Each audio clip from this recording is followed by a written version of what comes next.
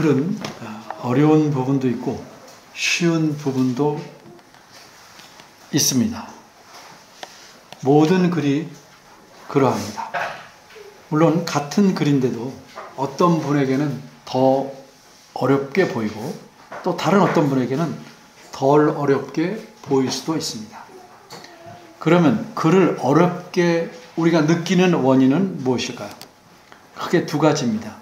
첫째 원인은 글을 읽는 사람의 문해력, 문장을 해석하는 능력, 문해력이 부족하기 때문입니다. 일반적으로 말해서 아이들은 어른들보다 문장을 이해하는 힘, 문해력이 부족합니다.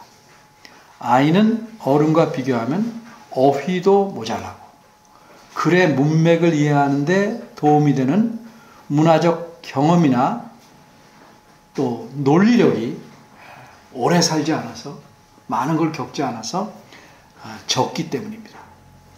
둘째 원인은 글을 읽는 사람이 아니고 글 자체가 어렵기 때문입니다.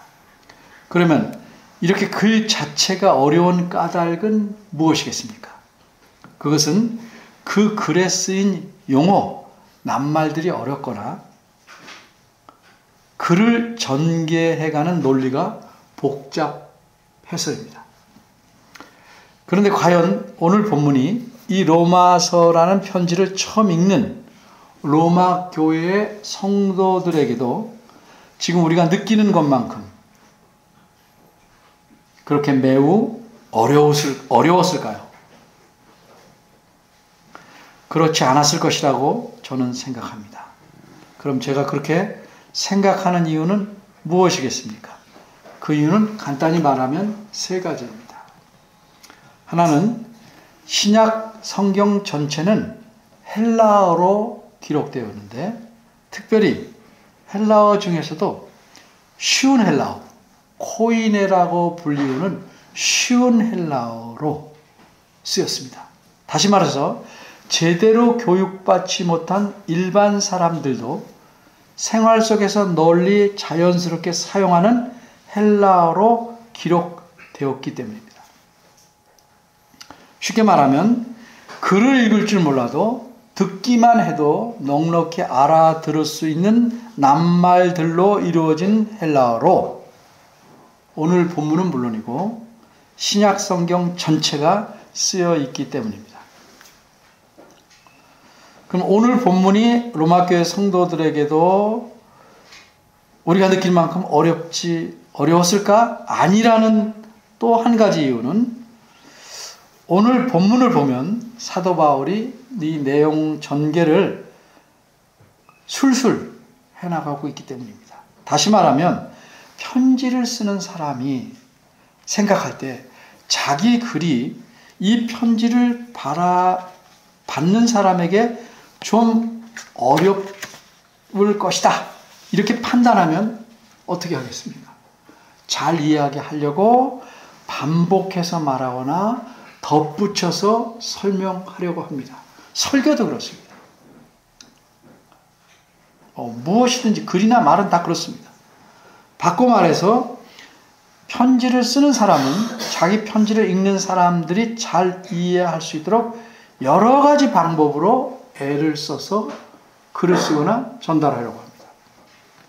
그런데 오늘 본문은 이 사도 바울이 거침없이 그런 여러 가지 방법을 쓰지 않고 거침없이 쭉쭉 설명해 가고 있는 내용입니다. 그러니 오늘 본문은 로마 교회 성도들에게 그다지 어렵지 않은 내용이라고 생각됩니다. 마지막 이유는 로마 교회가 특별히 지식층이거나 배움이 매우 높은 성도들로 이루어져 있지 않기 때문입니다. 바꿔 말하면 로마 교회도 다른 교회들처럼 그 구성원이 주로 일반 또 낮은 서민들이었습니다. 그러기에 이들에게 편지를 쓰는 사도 바울이 매우 어려운 내용으로 복잡하게 논리를 전개하지 않았습니다. 그런데도 지금 여러 차례 우리가 살펴보고 있는 이 본문 로마서 8장 18절에서 30절 말씀이 우리에게 어렵게 보이거나 우리가 어렵게 느끼는 이유는 무엇일까요? 물론 처음보다는 조금 쉬워진 면이 있을 것입니다. 반복해서 들었기 때문에 그럴 수 있겠죠. 근데 왜 우리가 이걸 어렵다고 느낄까? 위에서 말한 여러 원인 때문입니다. 근데 그 중에서도 저는 오늘 본문에서 전개하는 논리가 다른 본문들에 비해서는 좀 더 복잡하게 보이기 때문이라고 생각합니다. 그런데 그렇게 논리가 어렵게, 좀 복잡하게 어렵게 보이는 이유는 무엇이냐면 문장과 문장, 절과 절을 연결하는 논리가 그렇게 보이기 때문에 그래요. 우리는 우리말로 본문을 읽고 있기 때문에 우리 눈에 뚜렷이 드러나지 않는 부분들이 있습니다. 그래서 본문의 논리를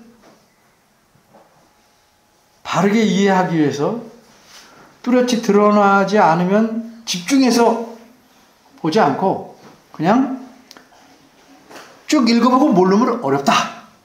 이렇게 생각하는 경향이 많기 때문입니다. 잘 모를 것 같으면 여러 번 읽어서 무슨 뜻인가를 찾으려 하는 사람들이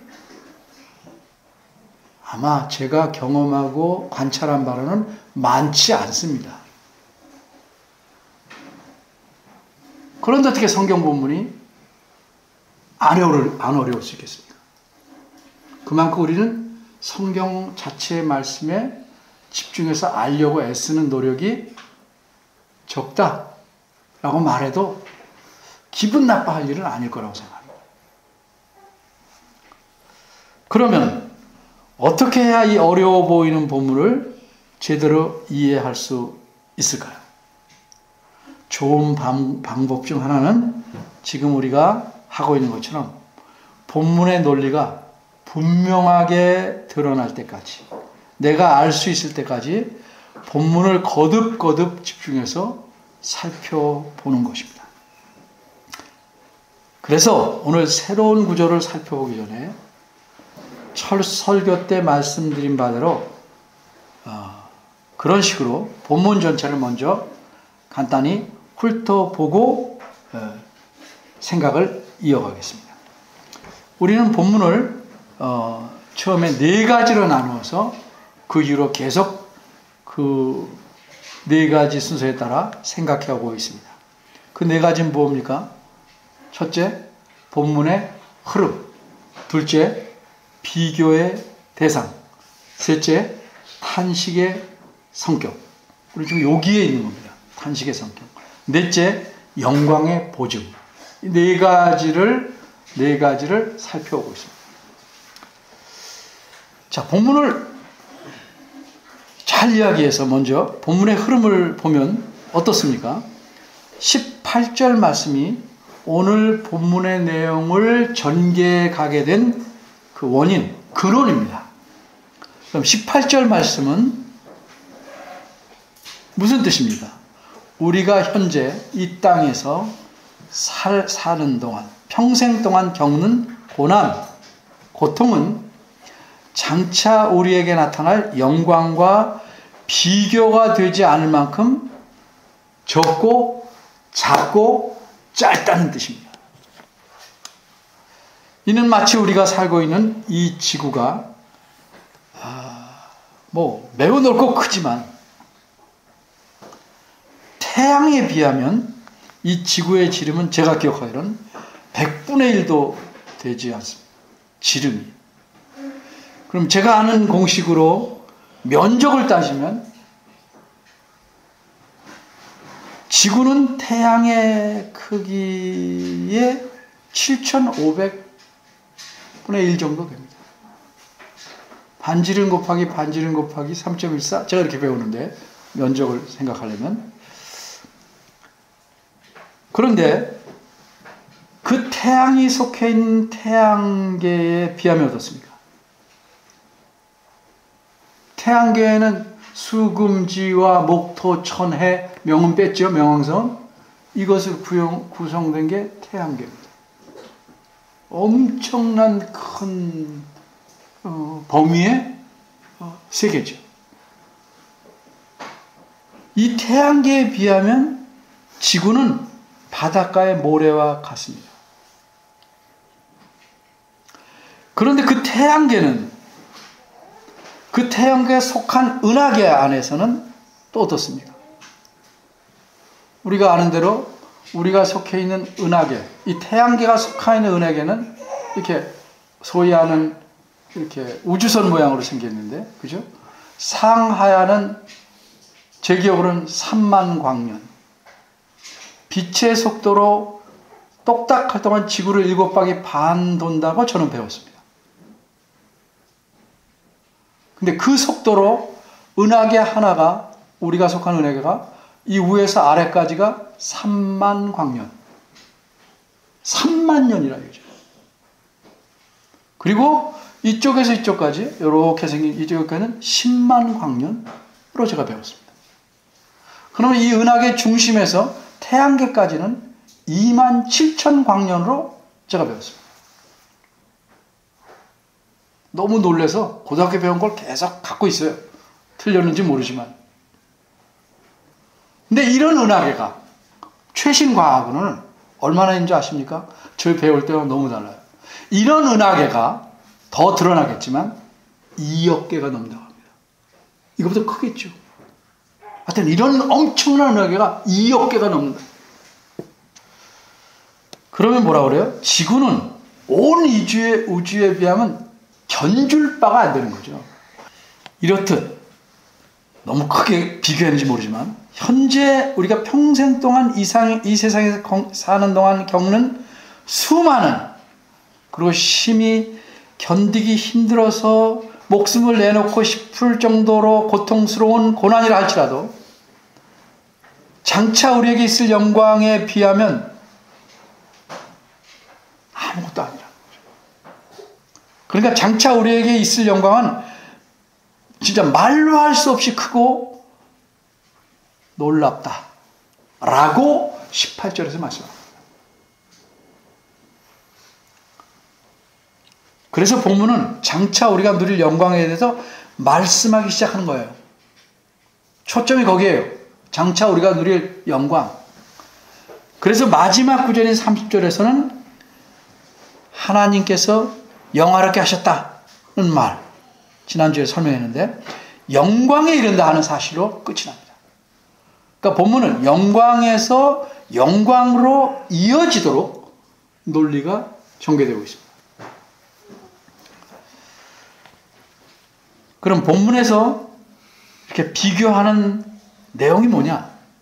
본문의 첫 구절인 18절은 얼핏 보면 고난과 영광 자체를 비교하는 것이 보이지만 그 고난과 영광 그 자체나 그것이 무엇인지 실체를 비교한 것이 아닙니다. 실상은 우리 그리스도인이 이 세상에 살면서 처하고 있는 이 이른바 현재라고 말하는 상태, 그것과 우리가 장차 처하게 될 장차의 상태를 비교한 것입니다. 좀 바꿔 말하면 현재 우리의 신분과 상태에서 겪는 그것을 고난으로 표현했고, 장차 우리가 가질 신분과 완성될 신분과 누리게 될 상태를 영광으로 표현해서 비교하고 있을 뿐입니다. 그러니까 현재 상태와 장차의 상태를 비교한 것이다. 이렇게 이해하셔야 합니다. 그런데 이 세상에서 우리들이 살아가는 이 고난의 삶이 어떠한지를 한 낱말로 표현해 준 것이 있습니다. 3번 나오는데 이 본문 안에는 우리말 성경에서는 우리 삶을 뭐라고 표현하면 탄식한다 이렇게 표현합니다. 이 고난의 삶을 한말로 탄식한다, 탄식하는 삶이다 이렇게 말씀합니다. 근데 이 탄식이라는 말은 단순히 이렇게 한숨 짓는 것을 의미하는 것이 아닙니다. 그것만 의미하는 것이 아닙니다. 이것의 원문의 뜻은 신음하고 있다. 너무 힘들고 아파서 신음하고 있다. 신음의 표현이 탄식일 수는 있지만 탄식 한숨만이 아니고 신음하고 있다는 상태. 그게 우리가 처한 상태입니다. 그럼 누가 이렇게 신음하고 있는가? 첫째로 나온 그 신음하는 존재는 피조물입니다.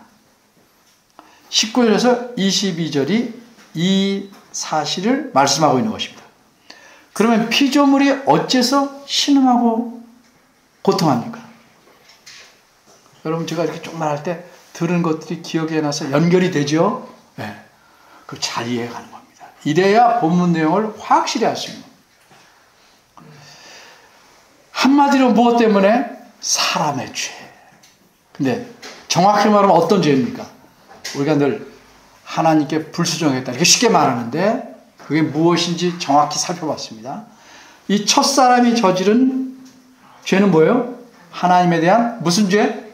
반역죄입니다. 반역죄. 왜 이렇게 말하는지는 다 살펴봤어요. 단순히 말 한마디 안 들은 게 아니라 이 말이죠. 사람이 하나님께 반역했기 때문에 사람은 물론이고 피조물 전체가 저주 아래 놓이게 됐어요. 왜 그렇죠? 피조물 전체가? 사람이 피조물을 다스리는 왕이기 때문에 그렇습니다.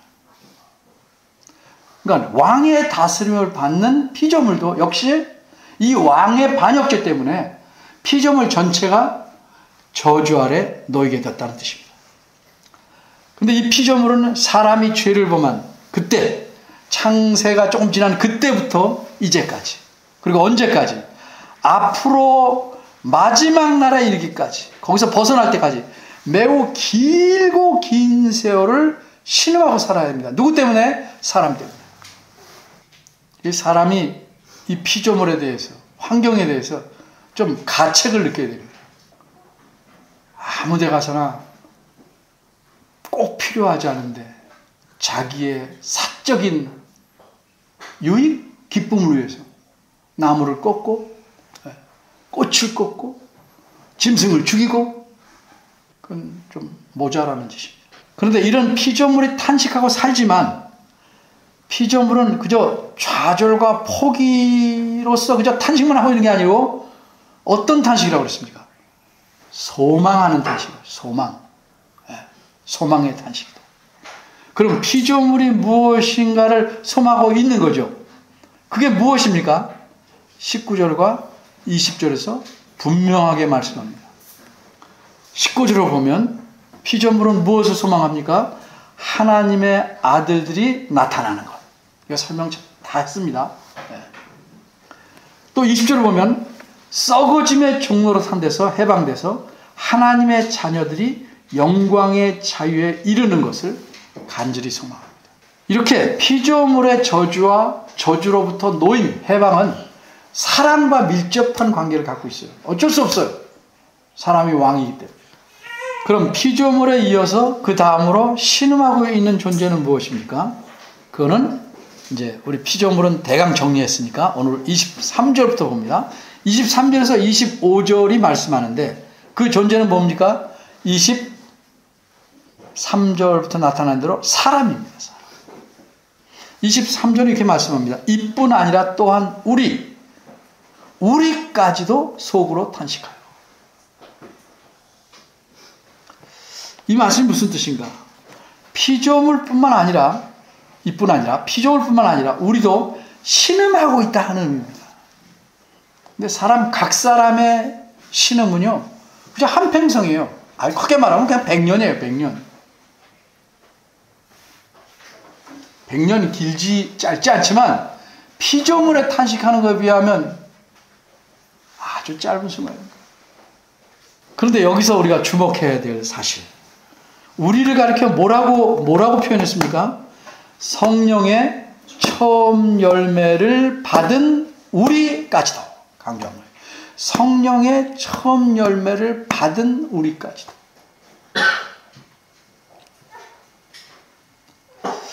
그러면 성령의 처음 익은 열매란 무엇일까? 무엇일 거라고 생각하십니까? 이 말씀이 성령께서 주시는 처음 익은 열매라는 뜻일까? 아니면 성령을 가리켜 처음 익은 열매라고 표현하는 것일까? 이런 뜻을 알아야 논리가 연결이 되고 드러나는 겁니다. 이것이 어떤 의미인지를 알기 위해서 예를 먼저 드리겠습니다. 우리말에서도 그렇지만 원문인 헬라어에서는 무엇무엇의, 성령의, 쉽게 말하는 소유격, 무엇무엇의는 낱말의 의미가 여럿 있습니다. 여럿. 그리고 잘 살펴봐야 의미를 잘 알 수 있어요. 우리말을 가지고 예를 들어보겠습니다. 뭐 헬라어랑 비슷하니까. 내 사진, 나의 사진이라는 표현이 있어요. 어떤 의미가 있을까? 그리고 여러 의미 중에서 딱 이 의미인지는 어떻게 알까?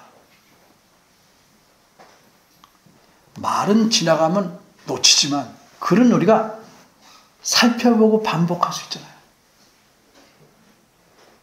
성경이 기록되지 않고 듣는 걸로만 했다면 정말 조금밖에 몰랐을 거예요. 우리가 살펴보고 또 보고 반복해서 알므로써 그 뜻이 명확해지고 그 말씀이 내 마음에 새겨지는 겁니다. 자, 이 표현에는 너무 전문적이지 않게 크게 세 가지 의미가 있습니다. 하나는 내 사진이라는 말은 내가 소유한 사진이란 말입니다. 그러니까 내가 그 사진의 소유자라는 뜻입니다. 또 다른 하나는 내 사진 할 때는 내가 찍은 사진이라는 의미입니다.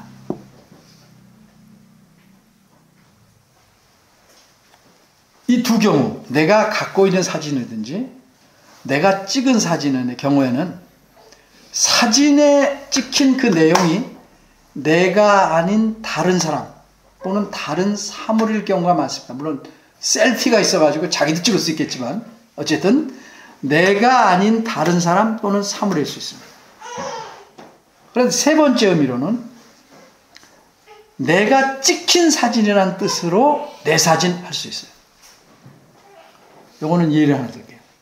그러니까 다시 말해서 내가 그 사진에 찍힌 내용이다. 사진의 인물이다는 뜻이에요. 그게 나다. 예를 들어서 집에 놀러 온 친구가 내 사진첩을 보는데 친구가 이렇게 내게 묻습니다. 야, 이 꼬맹이 사진 누구 거야? 누구야? 그럼 내가 뭐라 그래요? 내 사진이야. 이렇게 말하죠. 이때는 그 꼬맹이, 사진 속에 들어있는 꼬맹이가 누구예요? 나라는 뜻이에요. 그죠? 동의를 안 하시는 것 같아요. 네. 맞는 겁니다. 한글 학자들이 분석해낸 거고 우리가 다 그렇게 씁니다. 그러면 성령의 처음 익은 열매라는 표현은 어떻게 이해해야 알맞을까? 성령님께서 주신 처음 익은 열매라는 뜻일까? 물론 비유적이라 할지라도. 네. 아니면 성령께서 갖고 계신 소유하고 계신 처음 열매라는 뜻일까? 아니면 처음 익은 열매가 성령이시라는 뜻일까? 구별하셔야 돼요. 이 세 가지 의미 중에서 어떤 의미를 골라야 되는가? 방금 위에서 제가 뭐라고 말씀드렸죠? 낱말이나 표현의 의미가 여럿일 때는 그것이 사용되고 있는 문장이나 문맥을 봐서 어떤 의미인지 찾아내야 된다. 이렇게 말씀드렸어요. 이걸 다 일일이 설명하기에는 좀 지루할 수 있다 보니까 쉽게 결론을 말씀드립니다. 많은 성경학자들이 이렇게 결론을 내립니다. 성령의 처음 익은 열매는 내 세 번째 의미라고 봅니다. 다시 말해서 내 사진이라고 말할 때 그 사진의 인물이 나를 의미하는 그 의미처럼 처음 익은 열매가 곧 성령이시라는 의미입니다. 이건 이제 문맥에서 더 나중에 설명을 드리겠습니다. 다시 말해서 하나님께서 우리 그리스도인에게 처음 익은 열매로서 성령을 주셨다는 뜻입니다. 그러니까 첫 열매로서 성령을 받은 우리까지도 이런 뜻입니다. 그러면 왜 성령을 처음 익은 열매라고 표현했을까? 그렇게 한 까닭이 있을까? 그렇습니다.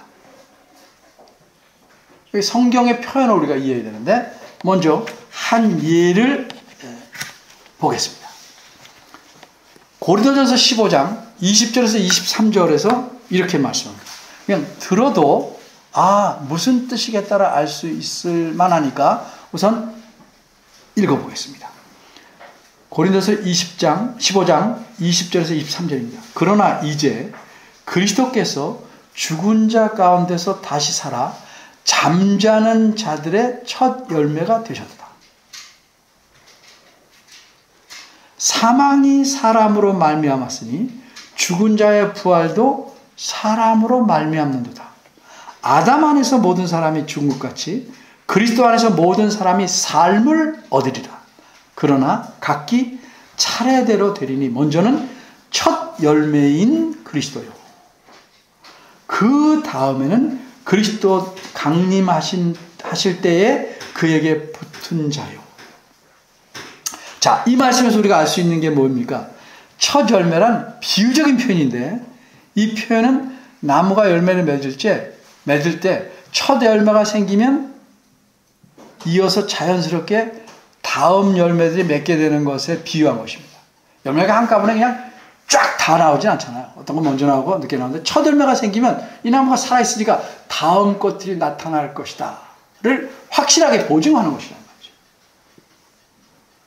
따라서 이 말씀에서 그리스도께서 부활하셨다는 것을 첫 열매라고 표현한 것은 다른 사람들도 역시 그리스도처럼 분명하게 부활할 것이라는 사실을 말씀한 것이죠.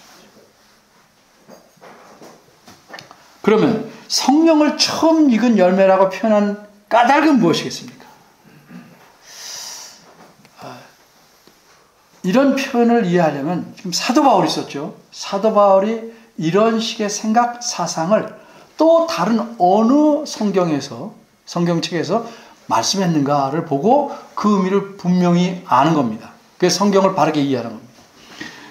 다른 곳의 말씀 보면 고린도서 1장 22절입니다. 저가 즉 하나님께서 또한 우리에게 인치시고 보증으로 무엇에 대한 보증이죠. 보증으로 성령을 우리 마음에 주셨느니라. 이렇게 말씀합니다. 고린도서 5장 5절입니다. 곧 이것을 우리에게 이루게 하시고 보증으로 성령을 우리에게 주신 이는 하나님이시니라. 이렇게 말씀합니다. 이 말씀 설명할게요. 이 말씀에서 하나님께서 우리에게 무엇인가에 대한 보증으로 반드시 그렇게 하겠다 하는 보증으로 1차적으로 먼저 무엇을? 성령을 우리에게 주셨다는 말씀입니다. 그러면 성령은 무엇에 대한 보증이 되십니까? 이것을 우리에게 이루게 하시고 그것의 보증으로 성령을 우리에게 주셨다고 하셨으니까 이 말씀의 문맥을 알려면 여러분이 스스로 듣고 생각해야 돼요. 목회자가 말해주는 것을 따라서 그렇구나 하면 정말 제대로 이해가 안 돼요. 잘 들어보고 생각해 보세요. 고린도서 5장 1절에서 5절을 제가 쉽게 세 번역으로 읽어보겠어요. 세 번역으로. 무엇인가 한번 보십시오. 땅에 있는 우리 장막집이 무너지면, 실제 집은 아니죠. 땅에서의 삶을 묘사하는 거죠. 땅에 있는 우리 장막집이 무너지면 하나님께서 지으신 집, 곧 사람의 손으로 지으신 것이 아니라 하늘에 있는 영원한 집이 우리에게 있을 줄 압니다. 우리는 하늘로 오는 우리의 집을 덧입기를, 옷처럼 비유했어요. 덧입기를 갈망하면서 이 장막집에서 탄식하고 있습니다. 탄식하고 살아간다는 말이죠. 우리가 이 장막을 벗을지라도 벗은 몸이 그래서 되지 않을 것입니다. 왜? 새로운 집이 또 올 거니까. 우리는 이 장막에서 살면서 무거운 짐에 눌려서 탄식하고 있습니다. 우리는 이 장막을 벗어버리기를 바라는 것이 아니고 너무 무거워 탄식해서 그냥 포기할 것이 아니고 그 위에 하늘의 집을 덧입기를 바랍니다. 그리하여 죽을 것이 생명에게 삼켜지게 하려는 것입니다. 이런 일을 우리에게 이루어 주시고, 장차 이루어 주시고, 이런 일을 장차 이루어 주시고, 그렇게 하시겠다는 보증으로 성령을 우리에게 주신 분은 하나님이십니다. 이런 뜻입니다. 그러니까 이 말씀에서 우리가 분명히 알 수 있는 사실은 무엇입니까? 그렇습니다. 하나님께서 우리에게 주실 복, 하나님께서 약속하신 모든 복, 오늘 본문과 연관하다면 장차 우리에게 나타날 영광으로 표현되고 있는 그 모든 복을 주시려는 보증으로서 가장 먼저 뭘 주셨다? 성령을 주다. 이처럼 23절에서는 성령을 처음 읽은 열매라고 표현했는데, 그렇게 하신 것은 하나님께서 성령을 보증으로 처음 열매처럼 주시고 그 다음에 다른 열매들도 계속 주실 것이라는 사실을 확실하게 알려주기 위해서 이렇게 비유한 것입니다. 그러므로 우리 그리스도인들은 성령을 처음 열매로 하나님이 하시리라는 보증으로 받은 사람들이에요. 그렇지만 그렇게 성령을 받은 사람들조차도, 그런 그리스도인조차도 이 세상에 사는 동안은 부득불 신음하고 탄식하며 살 수밖에 없다고 20절을 말씀합니다. 왜 그렇습니까? 죄 때문에 그렇습니다. 죄. 그럼 믿지 않는 사람은 어떻습니까? 물론 믿지 않는 사람들도 이 세상에서는 많은 종류의 고통과 고난으로 고민하며 아파하며 살아갑니다. 그리스도인보다 일반적으로 더 많이, 다양하게, 더 깊게 죄를 지니까 더 심한 고난과 고통으로 살아갑니다.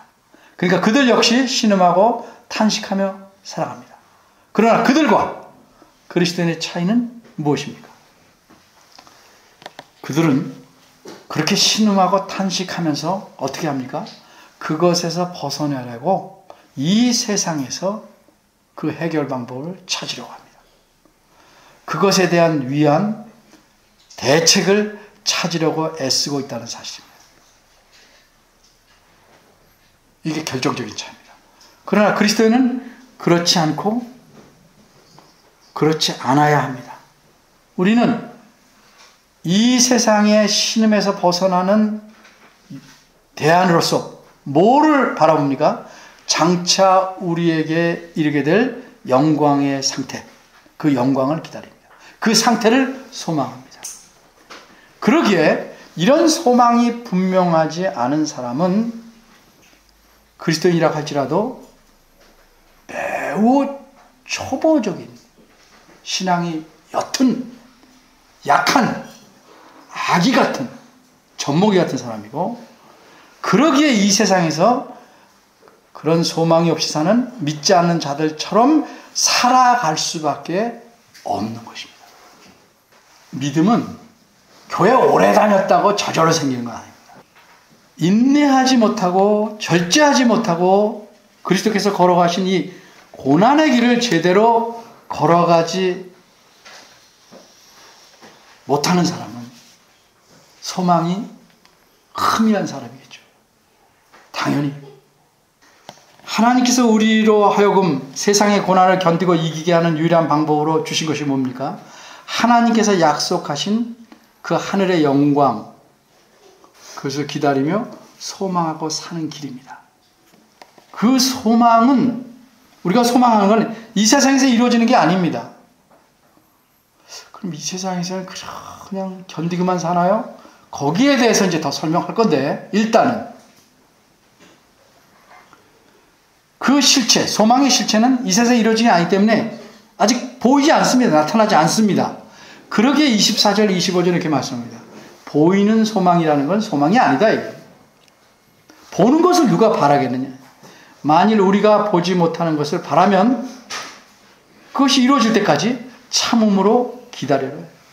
우리는 성령 하나님을 마음에 모시고 사는 사람이에요.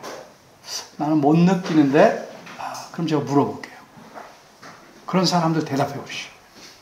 그런 사람들 자신에게 마음이 있습니까? 자기 마음이 있습니까? 자기 마음이 있는지 무엇으로 입증할래요? 해부해 보시겠습니까?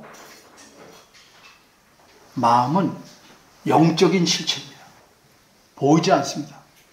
육체를 뜯어내도 어디 위치한 것이 없습니다. 그러나 마음은 실제로 존재합니다. 이 실제로 존재하는 마음 안에 하나님께서 성령 하나님을 보내주셨다. 보증으로 성경이 말씀합니다. 내가 느끼냐 안 느끼냐 아닙니다. 하나님 말씀이기 때문에 분명합니다. 그리고 또 공부하겠지만 성령이 우리 믿는 자의 안에 있으면 성령의 인도하심과 가르침과 지시하심을